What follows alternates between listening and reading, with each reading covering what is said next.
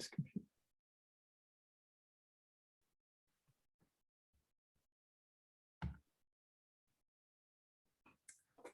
Welcome to this conversation with two of the program team at the Center for Christian Studies, Scott Douglas and David Lappano. I'm Laurie Stewart, the development coordinator here, and we're thankful for your gift to make Learning on Purpose accessible to students. It's going to be online this August, and we wanted you to know what's been happening in the planning process because you gave to help us do this. So David or Scott, let me start with you. Sure. Can you say something about what Learning on Purpose is and who it's for? Yeah, so Learning on Purpose is our 2-week learning circle.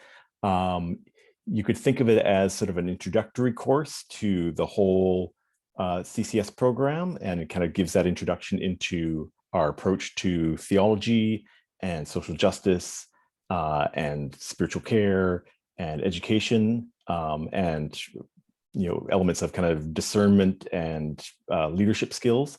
You can also think about it as a sort of a master class in learning in community. It's a number of different kinds of people take it. Some people take it because they are feel a call to diaconal ministry, and so that's their entry point into the program. Some people take it just as a standalone, build your leadership skills kind of thing. Some people who are active in ministry take it as a way of kind of reconnecting, rebuilding some of their skills, going a bit deeper. People come in at a number of different levels, and I think find their way to kind of dig down and get deeper on stuff. Thanks. So David, what are some of the obstacles that the program staff thought about when you thought about putting in-person circle online, this particular circle? Mm-hmm. Yeah. Well, one of the things that this circle does when we're in person is we spend a lot of time looking at learning styles. And we have certain in the room activities that really concretely and tangibly demonstrate people's different ways of learning. And we really want to capture some of that theory and some of that experience, but we're trying to find ways to put those kinds of activities and experiences online. So that was one obstacle we were thinking of. Another is that this learning circle also has opportunities for people to share from their own faith journeys and some of their own lived experience that brings them to this point. And in person, these are tight circles where you can really see each other and even comfort when there's need for comfort. And so it's a very deep and sometimes vulnerable time. And so another obstacle was how to recreate this intimate space and yet have people still feel like they can share and they can be safe online. And then a third one is that we sometimes do field trips, and that's because we're all in one place and we can together as a group go somewhere. And so then online, how can we bring in another site or take people virtually perhaps to another site? That was something we're trying to figure out what to do with or how to do that. So those are some of the very concrete obstacles we thought, how are we going to get there? And just jumping in on your comment around that sense of intimacy and community, I think one of the things we've been finding over the last year or so, we've been doing things online, is that you can create that sense of connection online, but it takes a little bit of intentionality and a bit of focus to do it. But it happens, So yeah. I think we can pull that one off. So Scott, do you want to say a little bit more about what the planning process has involved so far? Well, so far, I think one of the first things we did was kind of look at our in-person schedule, and I think we cut 2 days, didn't we? Like when we do it in person, we go Monday to Saturday, and give you the Sunday off. And I think we sort of felt like being locked into a screen for that long, people just need that extra little bit of time to kind of get outside, be away from their screens. So we're going Monday to Friday. So So we cut a day off the end, and we cut a day in the middle for a full weekend off. And so it just kind of reshuffling our sessions a little bit, combining some things, which I think, I mean, is good anyways. I mean, it helps us to kind of go, okay, what's really important? What's the stuff that can combine with other things nicely? So that's one of the things we started, and we've kind of been looking over the readings again to see what needs updating. We've divvied up all the sessions to kind of say, okay, well, this is what we do when we're in the room, and we send people off in groups and work on an activity. What would that be like in a breakout room on Zoom? And so we're kind of all busy imagining some of that, and thinking about, are there activities that people can do away from their screens, and how do we cluster those bits of time so that you're not just spending 8 hours a day locked to your computer. That's some of what we've been doing in terms of planning so far.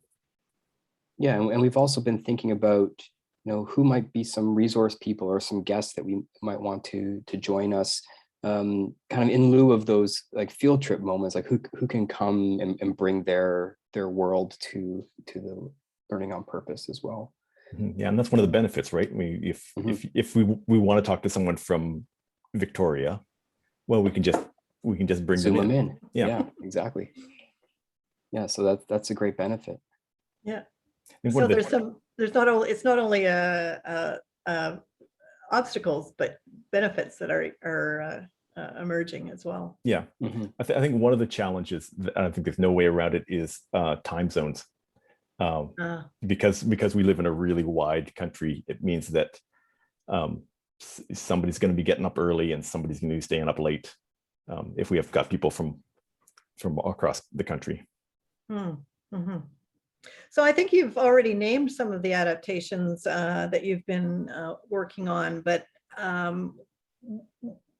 you've mentioned having to have people in breakout rooms rather than actual small groups. And are there other things that you're going to have to really think into?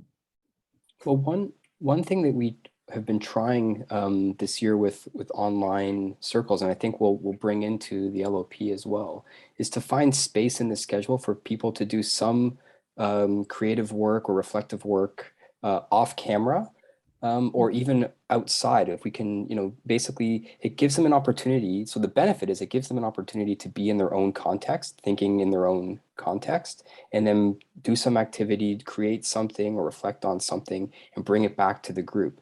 So so it has a dual purpose. One is to allow people to step away from the screen, but then the other is to allow people to actually reflect in their home community, and then bring that back to the group. So that's one adaptation we're working on. And one of the things that we started doing the last year, and every once in a while, is what we call like hallway conversations. So if we're going to a break or something like that, or it's time for lunch, on our way, I'll just throw you into some small, a group of 2 people, and in the same way that you might have a conversation with someone in the hallway on your way out.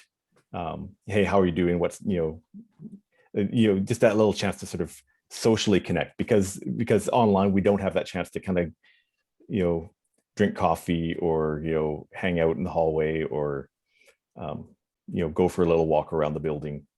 So just to kind of build in those opportunities for the social connection. Great. Scott, can you just say a little bit about who's registered and how many and who they are? Yeah, sure. At the moment, we've got 12 people registered. There's time and there's room for more.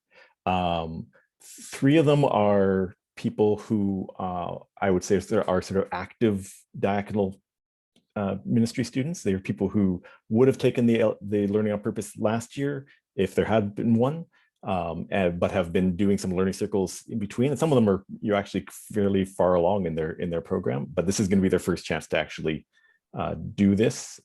We did sort of an abridged version last year. 2 of them are new diaconal ministry students who are just coming into the program. One of them is an Anglican certificate student, and 6 of them are continuing study students. So some of those are people who are just taking this as a one-off. Some of them are taking it as a prerequisite for the designated lay leadership or lay ministry course. Some of them are taking it as discernment. They're maybe thinking about ministry or about diaconal ministry, but they're not sure yet, so they're just kind of checking it out. Yeah, at least one person is active or ordained clergy and is just kind of taking it for their own continuing education. So we got a good, really neat variety. We got a good chunk of them are from the Maritimes, and I guess we usually, when we have these in person, we often have them in Winnipeg, which is the center of the country. But if you're on the edges, the center is still pretty far away. So that's one of the benefits of being online, is that you can. Yeah. Cool.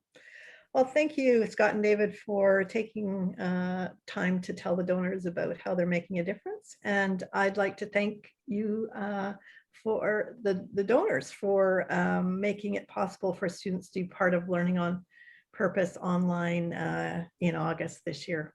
Thank you very much. Yeah, thanks a lot. Thank you.